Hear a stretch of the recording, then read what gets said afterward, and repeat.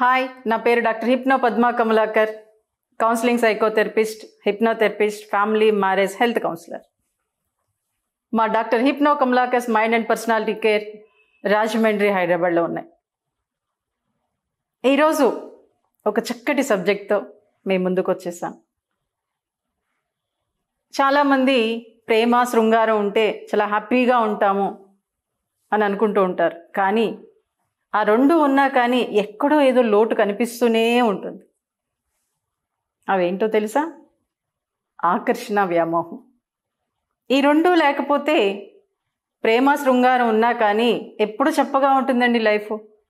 దానికి నా దగ్గరకు వచ్చిన ఒక కేసు మీకు చెప్తాను. ఆవిడ ఎప్పుడు కూడా ఎవరో ఏ మగాడు కనిపించినా సరే అది ఇదని అన్నీ చెప్పేస్తూ ఉంటుంది.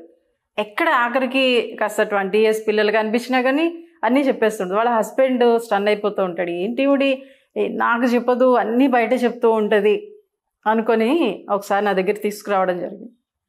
తీరా చూస్తే ఆ హస్బెండ్ ఎప్పుడు ఆవిడకి ఏం చెప్తున్నా సరే విసుక్కునేవాడట. కసురుకోవటం, విసురుకోవటం, ఇంక ఇదే ఉండేది. కానీ ఆవిడంటే ప్రేమే. అలాగే ఈవిడ కూడా ఆయనకి ఏం కావాల్సిన చేసి పెట్టడం అది చేసేది. కానీ ఇక్కడ ఆవిడ ఎందుకు అలా చేసిందో ఆ హస్బెండ్కి అర్థం కాలేదు. ఈయన ఎందుకు ఇలా బిహేవ్ చేస్తున్నారో ఈవిడికి అర్థం కాలేదు. అలాగే ఇంకో కేసు, ఇంకెప్పుడు అనుక్షణం ఆ హస్బెండ్ బయటకు వెళ్తున్నా, ఎక్కడికి వెళ్తున్నా, ఇంట్లో కూర్చున్నా, టీవీ చూస్తున్నా, నాకు అది కావాలి, ఇది కావాలి, నేను అది కొనుక్కోవాలి, ఇది కొనుక్కోవాలి అంటూ ఉంటుంది. మళ్ళీ ప్రేమగా హస్బెండ్కి అన్నీ చేస్తుంది. కానీ ఎప్పుడు చూసినా డబ్బులు డబ్బులు డబ్బులే. కానీ అనకూడదు. కానీ మన ముందుకెళ్తున్న క్రమంలో ఈ సమాజంలో మనం బ్రతకాలి అంటే పంచభూతాల కన్నా అద్భుతమైన భూతం ఏంటంటే ఆర్థిక భూతమే. అది సరిగ్గా లేనప్పుడు కూడా సమస్యలు వస్తూనే ఉంటాయి. అలాగే ఇంకో కేసు అండి, అసలు అనుక్షణం ఆయన్ని అసలు తీరకుండానే వద్దు. ఖాళీ ఉంటే చాలు, మీకు ఇది ఇష్టం కదండి, ఇది చేసాను తినేయండి అని చెప్పి అనుక్షణం ఏదో ఒకటి చేసి పెట్టొస్తూనే ఉంటుంది. అసలు ఖాళీ ఉంటే చాలు, హస్బెండ్ ఖాళీగా కనిపించాడంటే చాలు, ఏదో ఒకటి ఆయనకి ఇష్టమైన చేసి పెట్టేస్తుంటుంది. విసుగు వచ్చేసింది ఆయనకి. ఇంక ఇదేనా లైఫ్, చచ్చిపోతే బాగుండు అనే ఫీలింగ్లోకి వెళ్ళిపోయి నా దగ్గరికి రావడం జరిగింది. అలాగే ఇంకొక కేసు, ఎప్పుడు చూసినా సరే అక్కడికి వెళ్దామండి, ఇక్కడికి వెళ్దామండి, ఆ ప్లేస్కి వెళ్దామండి, ఇంకా ఖాళీ ఉంటే చాలు ఎక్కడికో చోటుకి వెళ్ళిపోవటమే. ఇలా చాలామంది వైఫ్ అండ్ హస్బెండ్స్ ఎన్నో రకాల సమస్యలతో ముందుకెళ్తున్న క్రమంలో నాకు అనిపించింది ఈ ఆకర్షణ అనేది వ్యామోహానికి మొదటి మెట్టు. ఒక వస్తువు మనం ఇష్టపడి కొనుక్కుంటాం, అదేం చేస్తాం, కొంతకాలం అయ్యేటప్పటికి పక్కన పడేస్తాం. భార్య అలాంటిది కాదు.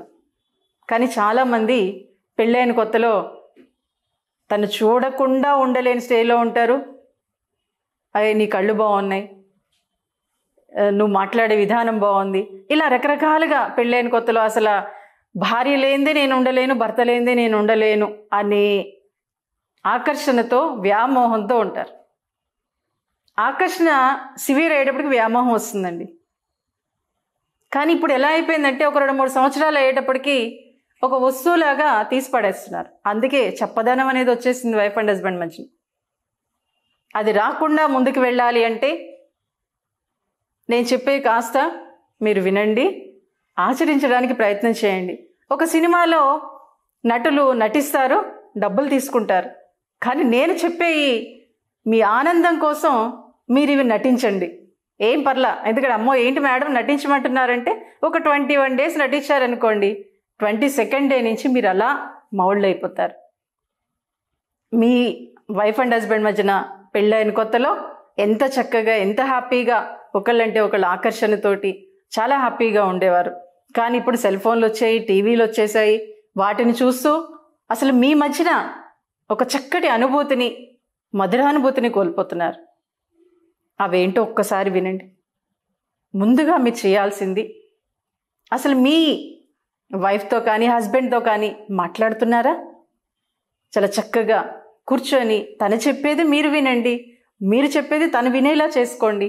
ఎప్పుడైతే మాట్లాడుతూ ఉన్నారో అక్కడ ఒక కమ్యూనికేషన్, కమ్యూనికేషన్ అనేది వైఫ్ అండ్ హస్బెండ్ మధ్యన ఒక చక్కటి అనుభూతిని, మీకు తెలియని ఎన్నో విషయాల్ని తెలిసే విధంగా చేస్తుంది. ఆ కమ్యూనికేషన్ మీ మధ్యన ఉందా లేదా అనేది పరిశీలించుకోండి. ఎందుకంటే కమ్యూనికేషన్ లేకపోవటం వల్ల ఒక అమ్మాయి ఎంత సివియర్గా ఇంకొక వ్యక్తితోటి అనుబంధాన్ని పెంచుకోవడానికి ట్రై చేసిందో ఈ స్టోరీలో వినండి. ఆ అమ్మాయి చాలా మంచి వ్యక్తి, ఆ హస్బెండ్ సాఫ్ట్వేరు, చాలా చక్కగా జాబ్ చేసుకుంటాడు, 2 పిల్లలు. కానీ ఎప్పుడు చూసినా కానీ ఇంటికి రాగానే మళ్ళీ ఆ ల్యాప్టాప్ ముందేసి కూర్చుంటాడు. అలా కూర్చుంటే ఈవిడికి విసుగొచ్చేది. ఎప్పుడు కనీసం మాట్లాడదామన్నా సరే నాకు పని ఉంది అనేవాడు. పోలే ఎక్కడికి వెళ్దాం రండి అనేసి కాస్త కూర్చొని కబుర్లు చెప్పండి అంటే నాకు పని ఉంది అనేవాడు. దాంతో వాళ్ళ ఫ్రెండ్ ఒకసారి వీళ్ళ ఇంటికి రావడం జరిగితే ఆయన ఈవిడితో చాలా చక్కగా లవ్లీగా మాట్లాడాడు. ఏదో క్యాజువల్గా 1 రోజు 2 రోజులు అలా ఫోన్ మాట్లాడుతూ ఉంటే ఈవిడికి చాలా హ్యాపీగా అనిపించింది. ఒక ఆకర్షణ అనేది ఏర్పడింది. ఆటోమేటిక్గా మాట్లాడడం మొదలు పెట్టేసింది. ఎంతకాలం 1 year అలా సాగుతూనే ఉంది. మాట్లాడుతున్న క్రమంలో ఆ అమ్మాయిని వాడుకోవాలని చూశాడు. అప్పుడు ఆ అమ్మాయికి అర్థమై నా దగ్గరికి రావడం జరిగింది. అలా వచ్చిన తర్వాత నేను వాళ్ళ హస్బెండ్ కూడా పిలిచి మాట్లాడితే ఫస్ట్ అసలు రానన్నాడు. కానీ ఒకసారి రమ్మని చెప్పమ్మా అని అంటే అతను వచ్చిన తర్వాత ఇది పరిస్థితిన మీ మిస్సెస్ ఇంకొకరితో మాట్లాడుతుంది, లవ్లీగా మాట్లాడుతుంది, మీరు ఇష్టపడతారా అంటే లేదు ఇష్టపడి. మరి మీరు మాట్లాడడానికి ఏంటి? బయట వాళ్ళతో చక్కగా మాట్లాడతారు కదా, మీ వైఫ్తో మాట్లాడడానికి ప్రయత్నం చేయండి అని కాస్త ఎందుకంటే ఆయన ఒక్కసారే మారలేదండి. ఎందుకంటే చిన్నప్పటి నుంచి అతనికి అలా అలవాటైపోయింది. ఇంట్లో అమ్మా నాన్నతో మాట్లాడేవాడు కాదు. తన హాస్టల్లో పెరిగాడు. దాంతో అతను కూడా ఏంటంటే ఇది ఇంతేలే అని వైఫ్ అండ్ హస్బెండ్ మధ్య రిలేషన్ ఇలాగే ఉంటుందని అనుకున్నాడు. కాబట్టి అతను కూడా క్యాజువల్గానే ఏదో రొటీన్గా పని చేసుకుంటున్నాడు, వైఫ్తో బాగుంటున్నాడు, పిల్లలతో బాగుంటున్నాడు, అంతవరకే.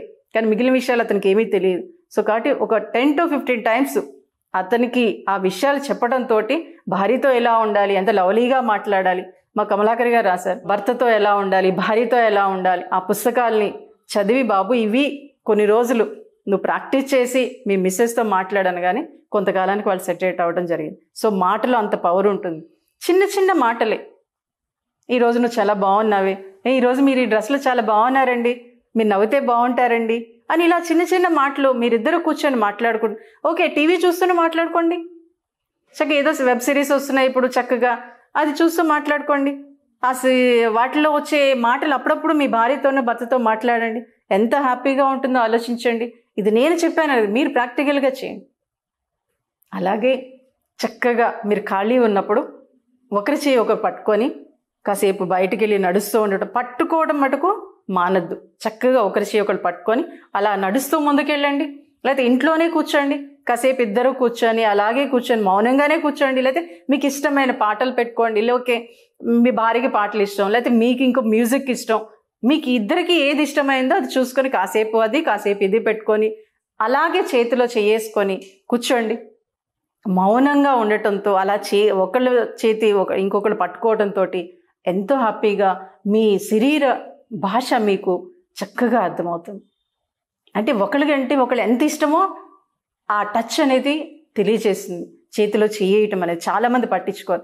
ఎప్పుడైనా సరే మీరు బయట నుంచి రాగానే మీ వైఫ్ తోటో లేకపోతే మీ హస్బెండ్తో చక్కగా భుజం టచ్ చేస్తూ మాట్లాడండి. కాసేపు అలా కూర్చోండి, ఎంత హ్యాపీగా అనిపిస్తుందో. ప్రాక్టికల్గా ఇవన్నీ మనం మర్చిపోతున్నాం.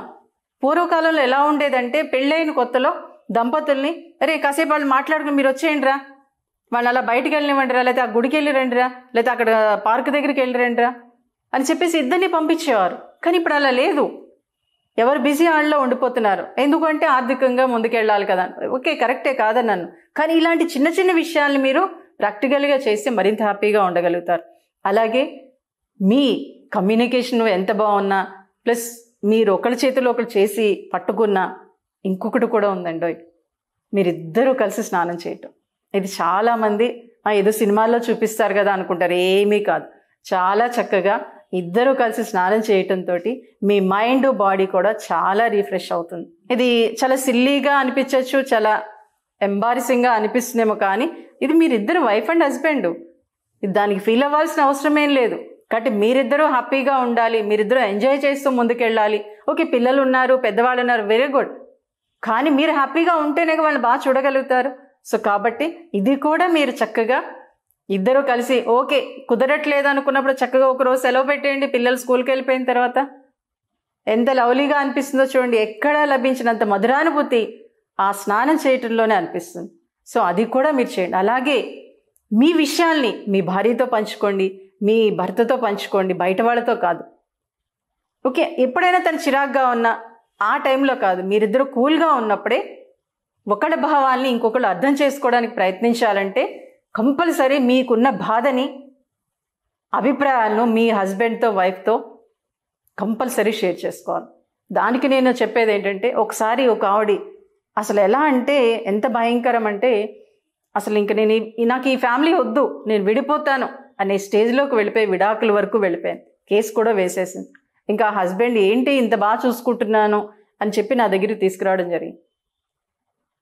తీరా ఆ అమ్మాయి కేసు ఏంటో తెలుసా, హస్బెండ్కి పిల్లలకి అందరికీ పెట్టేస్తుంది. అందరూ తినేసి వెళ్ళిపోతారు, కనీసం తిన్నావా అని అడగరు.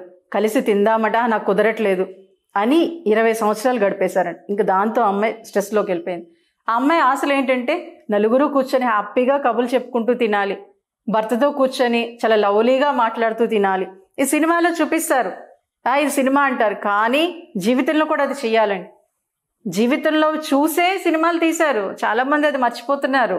మన పోరు ఇవన్నీ ఉండే, వాళ్ళిద్దరిని వదిలేసి వచ్చేయండి, వాళ్ళిద్దరితో కలిసి తింటారు అని. మీరు పెళ్ళైనప్పుడు కూడా చూడండి, భోజనాలు పెట్టేటప్పుడు ఒకరికొకరు తినిపించుకోండి అనేవారు. ఇవన్నీ ఎక్కడవండి, పూర్వం జరిగినాయి ఇవన్నీ, మనం అన్నీ మర్చిపోతున్నాం. కాబట్టి ఆవిడికి అంత కోరిక ఉండేది. ఆ కోరిక ఎప్పుడు అడిగినా సరే విసుక్కునేవారు, అటు హస్బెండ్ కానీ పిల్లలు కానీ. అందుకే డిప్రెషన్లోకి వెళ్ళిపోయి అసలు సరిగ్గా నిద్రపోయేది కాదు, సరిగ్గా తినేది కాదు. ఎందుకు అర్థం కావట్లా. అప్పుడు ఆవిడ నా దగ్గరికి తీసుకురావడం, సార్ ఇది ఆవిడ విషయం, మీతో కలిసి ఆవిడ ఏ బంగారం అడగట్లేదు, ఏ చీరలు అడగట్లేదు, మిమ్మల్ని ఎంజాయ్ చేయమని బయటికి తీసుకెళ్ళమని అడగట్లేదు. మీతో కూర్చొని కలిసి కూర్చొని కాసేపు తినడానికి, పిల్లలతో ఎంజాయ్ చేయాలని, కాసేపు అందరూ కూర్చొని కబుర్లు చెప్పుకోవాలని ఆవిడ కోరికలు. ఇవి చిన్న చిన్న కోరికలే. ఇవి మీరు తీరకపోవటం వల్ల ఆవిడలో డిప్రెషన్ వచ్చేసింది. సో కాబట్టి ఏంటంటే ఇవి చిన్న చిన్న విషయాలే అనుకోవచ్చు మీరు, కానీ ఇవన్నీ మీరు చేశారనుకోండి, మీ దాంపత్యం చాలా అద్భుతంగా ఉంటుంది. లైఫ్లో ముందుకెళ్ళడానికి, ఒక చక్కగా మీరు హ్యాపీగా ఉండడానికి అవకాశం ఉంటుంది. సో కాబట్టి నటించండి. నటనలో కొన్ని రోజులకి మీరు హ్యాపీగా మీ లైఫ్ని లీడ్ చేయగలుగుతారు. హ్యాపీగా మీరు అందరూ కూడా మీ ఫ్యామిలీని హ్యాపీగా ఉంచడమే కాదు, మీ చుట్టూ ఉండేవాళ్ళు కూడా మీ దగ్గర ఉన్న ఆనందం అంతా కూడా చుట్టూ స్ప్రెడ్ అయ్యి మరింత హ్యాపీగా ఉండటానికి అవకాశం ఉంటుంది. జై హింద్.